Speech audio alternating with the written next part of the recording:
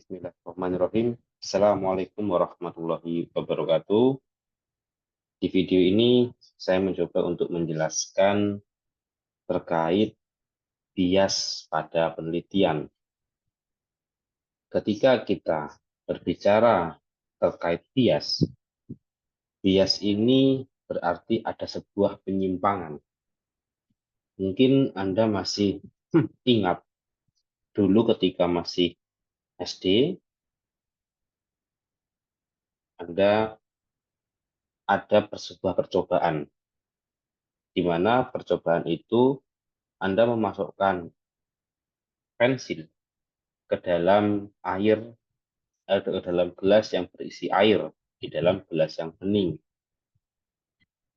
Ketika Anda melihat pensil itu, pensil terlihat seperti bengkok. Nah, ini adalah bias. Nah, bias juga dapat terjadi pada penelitian. Artinya apa? Bias penelitian ini dapat menyebabkan hasil penelitian yang tidak presisi, menyebabkan hasil penelitian yang tidak semestinya, menyebabkan hasil penelitian yang tidak valid, menyebabkan hasil penelitian yang tidak signifikan, menyebabkan hasil penelitian yang tidak sesuai dengan yang sebenarnya.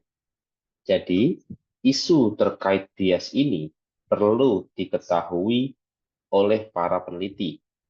Bagi peneliti muda, ya, atau peneliti madya, lanjut, dan sebagainya. Kenapa? Karena bias penelitian ini merupakan kesalahan dalam penelitian yang mengakibatkan kualitas penelitian itu menurun. Jadi, seperti pensil yang ada di gelas tadi, yang saya jelaskan di awal di pengantar tadi, ketika Anda memasukkan pensil ke dalam gelas yang bening, ketika Anda melihat dari samping, maka seolah-olah pensil itu seperti patah atau bengkok. Nah, begitu pun juga penelitian. Penelitian ini bisa seperti yang dilihat tadi. Ketika dilihat, dia sepertinya betul. Tapi ternyata hasil penelitiannya itu salah, gitu ya. Jadi, bias penelitian adalah kesalahan dalam penelitian yang mengakibatkan kualitas penelitian itu menurun. Ya, sehingga apa? Sehingga hasil keputusan yang didapat atau hasil penelitian para peneliti ini kurang terpercaya. Apa dampaknya? Dampaknya ketika nanti dalam pengambilan data, pengambilan kebijakan, maka akan mengakibatkan kebijakan yang salah, kebijakan yang tidak semestinya. Yang kedua, apa akibatnya? Akibatnya adalah kevalitan penelitian diragukan. Jadi, penelitian itu bisa diragukan kevalitannya. Betul tidak? Valid tidak penelitian itu? Gitu ya. Jadi, bias penelitian itu adalah kesalahan-kesalahan yang terjadi dalam penelitian sehingga hasil yang didapatkan ini diragukan kevalitannya. Seperti itu. Itu adalah bias penelitian. Nah, bias dalam penelitian, jenis bias dalam penelitian itu ada dua. Ya, di sini adalah jenis bias yang secara umum. Ya, artinya nanti di setiap bagiannya itu ada jenis masing-masing. Ya, nanti akan saya jelaskan di video-video yang selanjutnya. Ya, yang pertama adalah bias informasi. Bias informasi atau bias dalam pengukuran atau measurement error atau kesalahan dalam cara ukur merupakan kesalahan dalam mendeteksi sebuah masalah, mendeteksi sebuah penyakit. Ya, misalnya Anda ingin mendeteksi terkait berat badan pada bayi, tapi Anda menggunakan timbangan, maka ini akan menghasilkan kesalahan dalam pengukuran.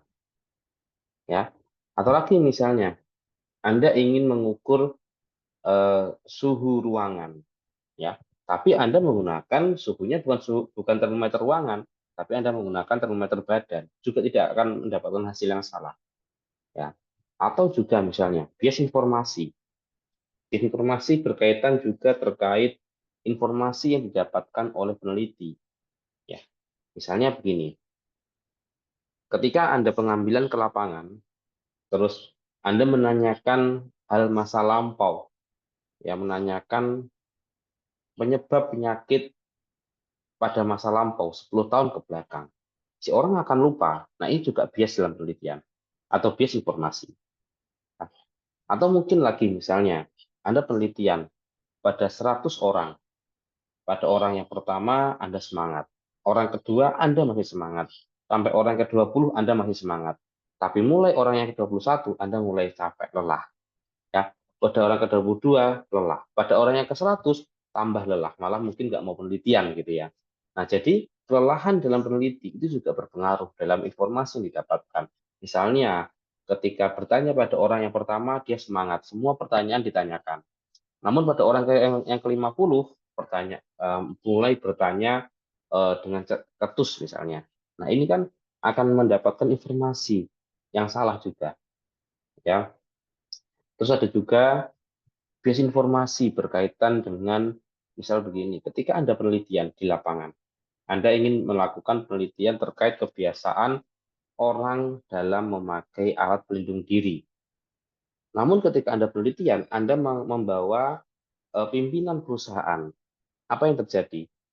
Orang yang biasanya tidak memakai APD, dia langsung memakai APD. Nah, ini adalah jenis-jenis dari bias informasi. Nah, apa jenis-jenisnya? Saya akan menjelaskan di video-video selanjutnya atau di pertemuan kelas di Universitas Muhammadiyah Kalimantan Timur. Yang kedua adalah bias seleksi.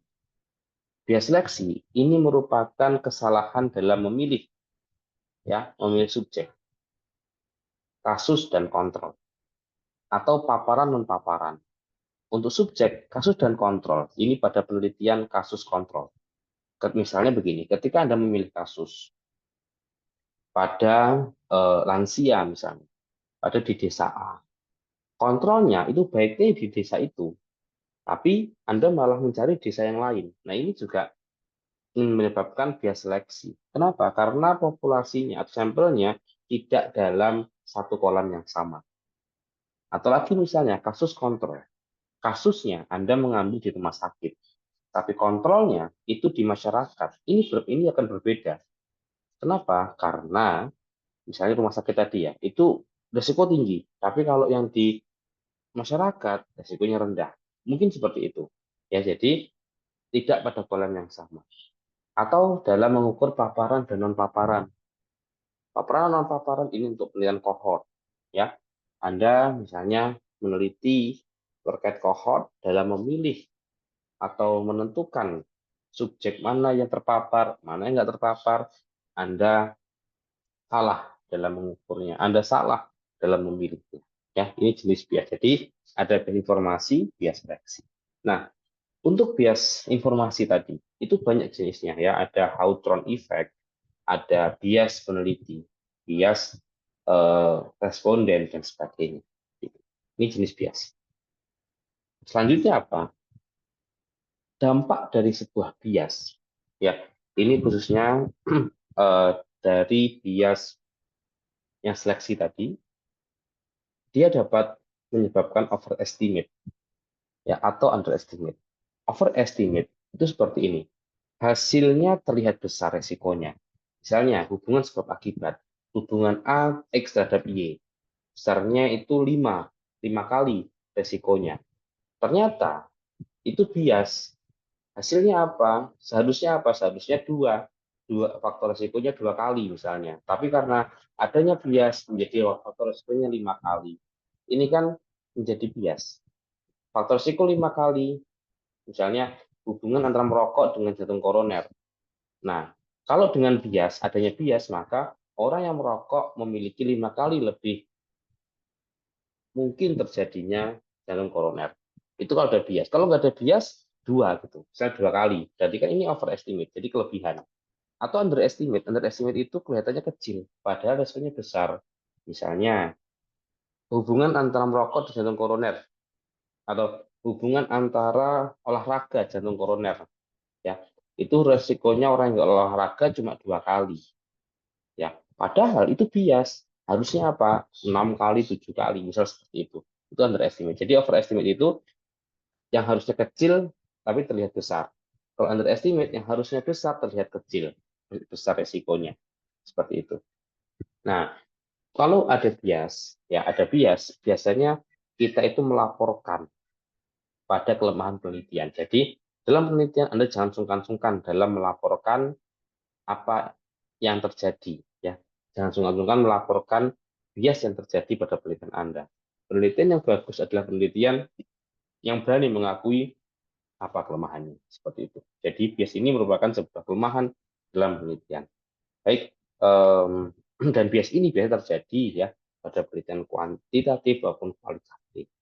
Baik, sekian video dari saya, semoga bermanfaat. Assalamualaikum warahmatullahi wabarakatuh.